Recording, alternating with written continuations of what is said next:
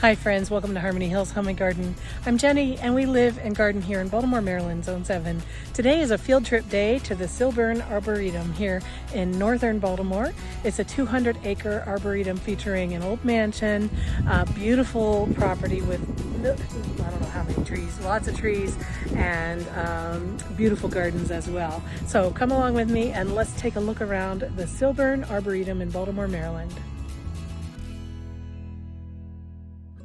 Cylburn Arboretum is a 200-acre park-like arboretum in the middle of Baltimore City.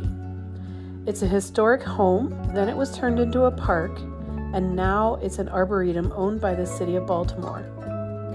They have hundreds of specimen trees, lots of plantings, gorgeous gardens, lots of wooded trails, and of course the historic mansion itself.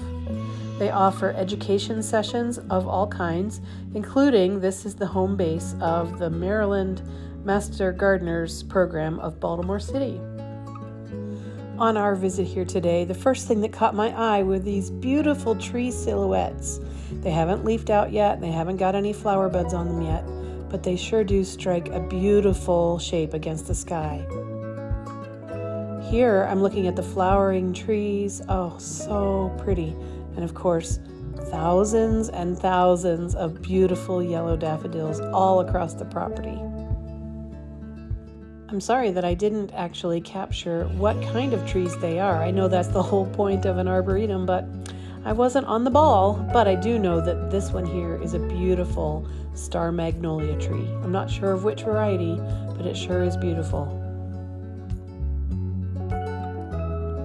Coming upon this beautiful woodland garden area, I was able to actually envision how I might be able to use these ideas for my own property. I have a lot of trees and I do have areas that I could turn into a woodland garden like this, or island beds surrounded by grass pathways like this area over on this side. And standing here, looking down toward that gazebo, I have ideas for what I might be able to do in my backyard.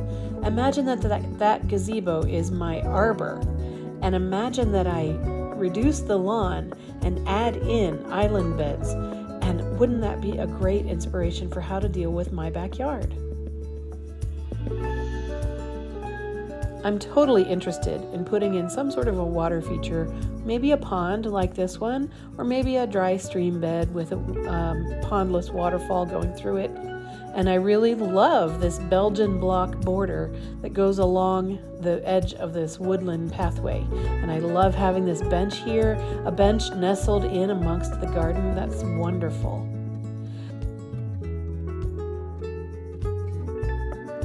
Look at all these hellebores. Oh my goodness. My driveway hill could look like this in just, 4 or 5 years. Just like at my house, deer are a problem here. So they've wrapped this Fatsia japonica and some Japanese maples and a lot of other specimens as well to keep the deer off of them. Check out this gorgeous sequoia tree. Dawn redwood is what that is. Here's the mansion. Unfortunately, it's closed due to the pandemic, but it is a beautiful old building. And here are some of the gardens that are up against the building. These are grand sweeps of lots of plantings of perennials. It's just not quite time to see the perennials popping yet.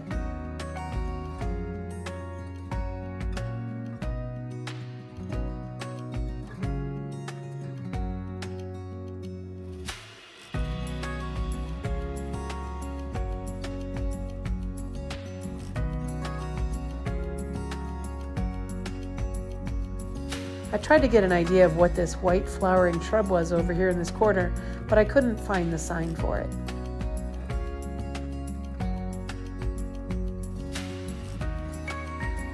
These Japanese maple trunks are just absolutely sculptural. So amazing. This is another pretty little garden area.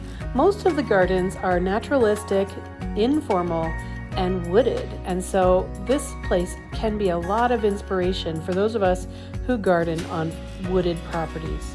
I'm eager to come back in other seasons.